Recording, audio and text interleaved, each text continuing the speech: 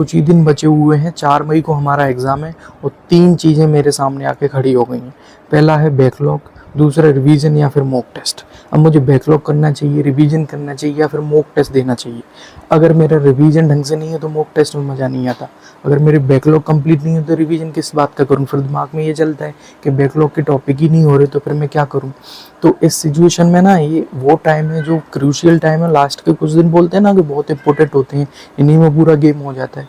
तो ये वही दिन चल रहे हैं, है ना। इन दिनों में मुझे वाइसली चूज करना पड़ेगा कि मुझे एग्जैक्टली करना क्या है। तो सबसे पहले है ना दिमाग में से ये निकालना होगा कि बैकलॉग की टेंशन खत्म कर रही है। जो छूट गया वो तो छूट गया, लेकिन जितना पढ़ा है उसको अच्छे से रिवीजन करना है। 6-7 घंटे, 5 घंटे, 4 घंटे जितने भी निकल पा रहे हैं वो आपको रिवीजन के लिए निकालने पड़ेंगे। और मॉक टेस्ट एग्जाम से पहले नहीं देते, ये तो पहले की बातें हैं कि मॉक टेस्ट देने चाहिए। मॉक टेस्ट का टाइम चला गया, अब तो 4 दिन और 5 दिन में एक मॉक टेस्ट दे लो। मॉक टेस्ट होते किस लिए हैं? मॉक टेस्ट इसलिए होते हैं जिससे हम एग्ज़ाम के पैटर्न को समझ सकें।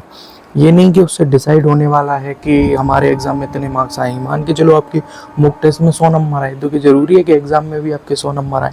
ऐसा नहीं है। मॉक टेस्ट सिर्फ इस टाइम पे तो आपका कॉन्फिडेंस लूज़ करने वाले हैं। और दूसरी चीज़ रही बैकलॉग्स की, तो बैकलॉग्स के लिए आप एक तरीका अपनाइए।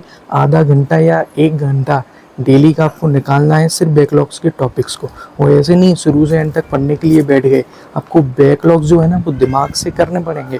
आपको पिछले 10 साल के सारे पेपर्स निकाल लो, उसमें से टॉपिक सिलेक्ट कर लो कि ये टॉपिक बार बार रिपीट हो रहा है।